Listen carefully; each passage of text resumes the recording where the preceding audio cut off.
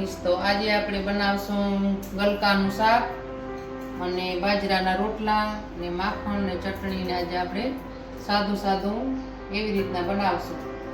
તો સુધારી લીધી છે અને આ લસણ છે ને હવે આપણે તેલ મૂકી દઈશું।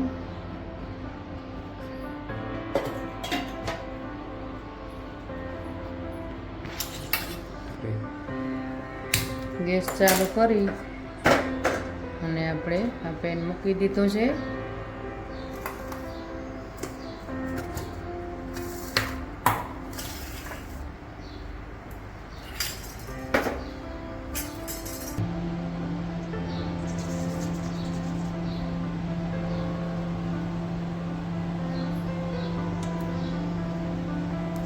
રાઈ રાખી આપણે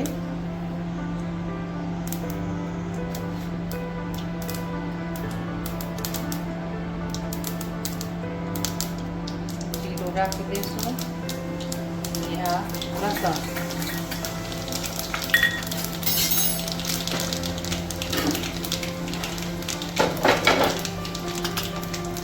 આ હિંગ લીમડાના આપણે ડુંગળી રાખશું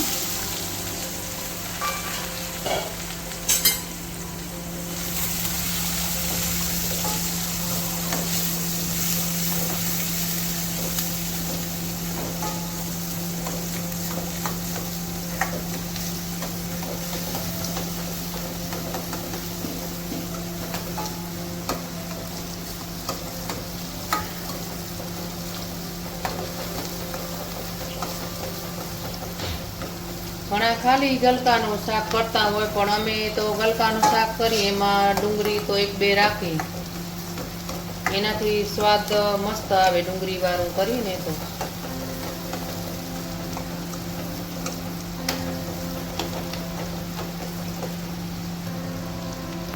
તો ડુંગળી બરાબર થઈ ગઈ છે અને હવે એમાં આપણે રાખશું ગલકા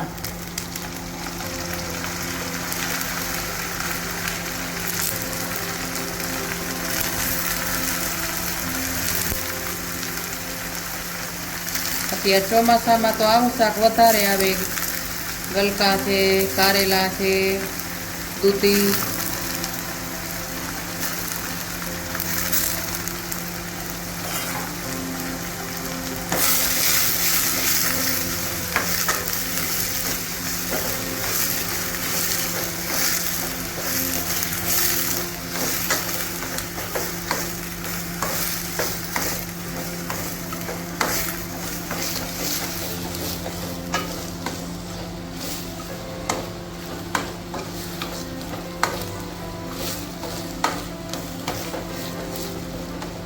આ બરોબર મિક્સ થઈ ગયું છે આપણે થોડીક વાર ઢાંકીને મૂકી દઈશું પછી બધા મસાલા રાખશું અને તો ખોલીને જોઈ લઈએ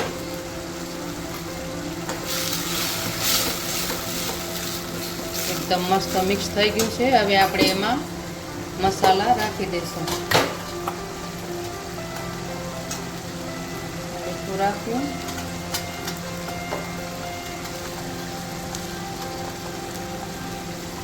મરચાં હળદર ધાણા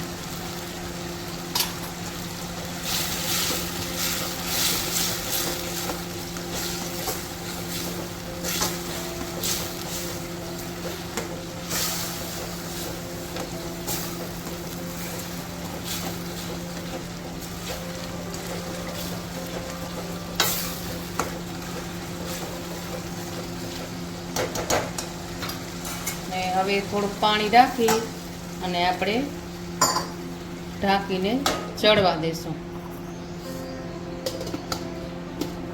ચાલો તો આપણે જોઈ લઈએ કે શાક ચડી ગયું કે કેમ તો મસ્ત ચડી ગયું છે અને આપણે રસાવાળું જ રાખવાનું છે કે બાજરાના રોટલા ભેગું આપણે મસ્ત લાગે તો હવે ગેસ રાખશું અને ચટણી બનાવશું લસણ વાળી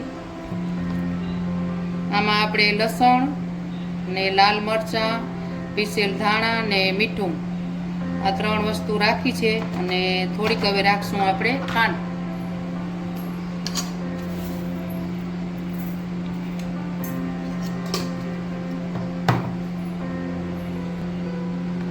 થોડુંક રાખશું પાણી.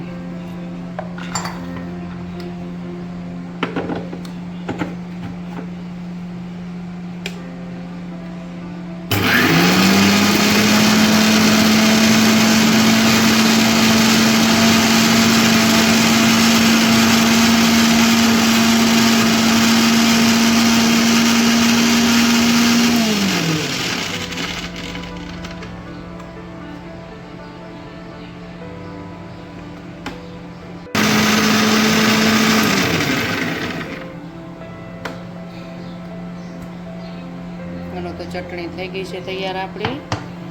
એને એક વાટકીમાં કાઢી લેશું.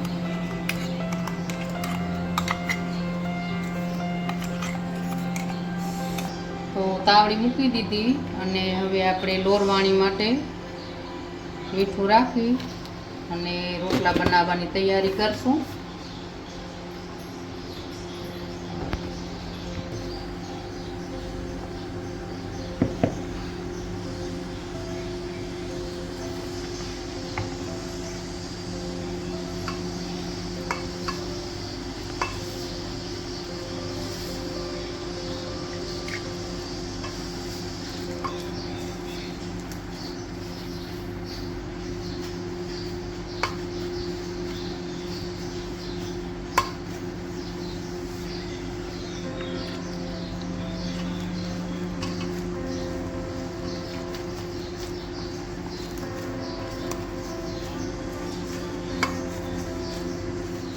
બાજરાના લોટને સારી રીતે પહેલે એકદમ મસ્ત મસળી લેવાનો, તો જ રોટલો મીઠો થાય અને ફાટે પણ નહીં. નકા તો આપણે રોટલાને ટીપીએ, જો બરાબર હરખી રીતે ન મસળાનો હોય તો ફાટી પણ જાય.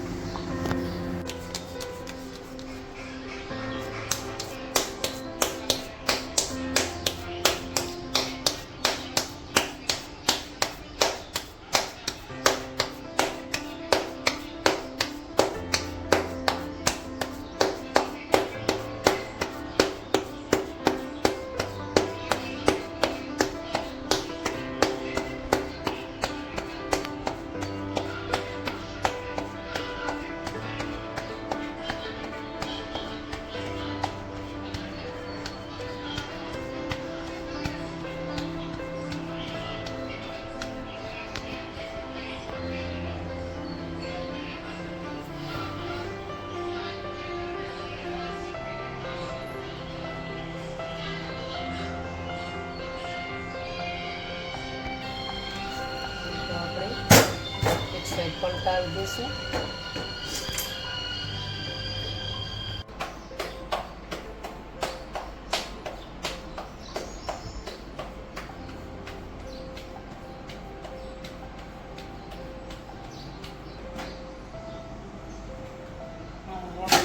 થઈ ગયો તૈયાર.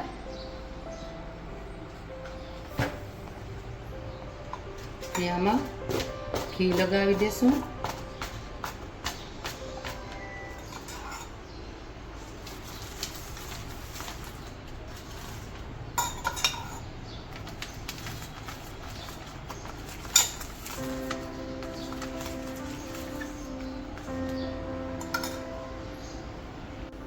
હાલો, તો રોટલા આપણા બની ગયા.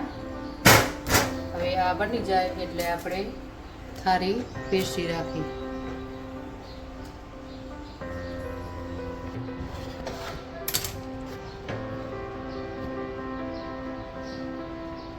હાલો, તો આપણે શાક ને રોટલો, ચટણી ને માખણ ને બધું લઈ લેશું. હવે આપણે થાળી તૈયાર કરી દઈએ.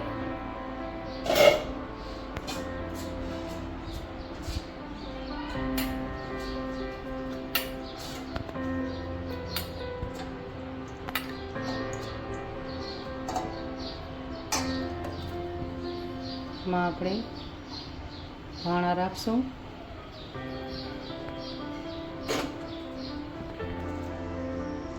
આ માખણ લઈ લેશું.